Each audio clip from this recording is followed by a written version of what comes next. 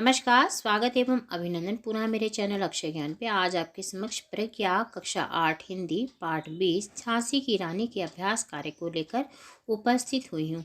तो पहला प्रश्न इस प्रकार से है। प्रश्न पहला, मुंदरबाई उदास क्यों थी? उत्तर है, मुंदरबाई को उस दिन युद्ध में मारे जाने का आभास हो गया था, इसलिए वह उदास थी। प्रश्न दूसरा, रानी ने रामचंद्र देशमुख को क्या आदेश दिया? उत्तर है, रानी ने रामचंद्र देशमुख को दामोदर राव को सुरक्षित दक्षिण पहुंचाने का आदेश दिया।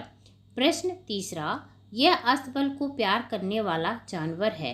रानी ने घोड़े के लिए यह वाक्य क्यों कहा? उत्तर है, रानी ने घोड़े को एड़ लगाई तो वह घोड़ा झिझका, परंतु अब दूसरे को चुनने का समय नहीं है। रानी ने घोड़े के लिए यह वाक्य कहा। जूही ने अंग्रेज सेना का मुकाबला कैसे किया? उत्तर है, जूही ने अंग्रेजों पर तोपों से गोले बरसाए और तलवार से लड़ाई करती हुई शहीद हो गई। प्रश्न 5, अंग्रेज जनरल ने रानी से युद्ध के लिए क्या योजना बनाई थी? अंग्रेज जनरल ने पैदल पलटने, पूर्व और दक्षिण के पीहड़ में छिपा ली और हुजर सवारों द्वारा दिशाओं में आक्रमण की योजनाएं बनाई थी। अंतिम समय रानी की पराजय क्यों हुई? रानी ने आगे बढ़ने के लिए फिर एक पैर की एड़ लगाई। घोड़ा बहुत प्रयत्न करने पर भी अड़ा रहा। वह 2 पैरों से खड़ा हो गया। रानी को पीछे खिसकना पड़ा। रानी का घोड़ा अड़ा रहा और रानी नाला पार नहीं कर पाई, इसलिए उनकी पराजय हुई। प्रश्न 7, नीचे दिए गए वाक्यों में रिक्त स्थानों को कोष्ठक में दिए गए उपयुक्त शब्दों की सहायता से पूरा कीजिए। मेरी देह को अंग्रेज सैनिकों छू ना पाए। पेशवा के सैनिक, अंग्रेज सैनिक, तांत्या के सैनिक, तो इसमें आएगा अंग्रेज सैनिक।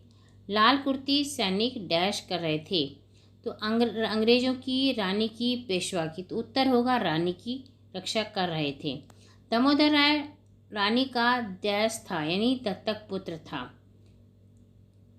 निम्नलिखित शब्दों के विपरीतार्थक शब्द लिखिए। अंतिम का प्रथम, सुरक्षित का असुरक्षित, सूर्यास्त का सूर्योदय, विलंब का शीघ्र।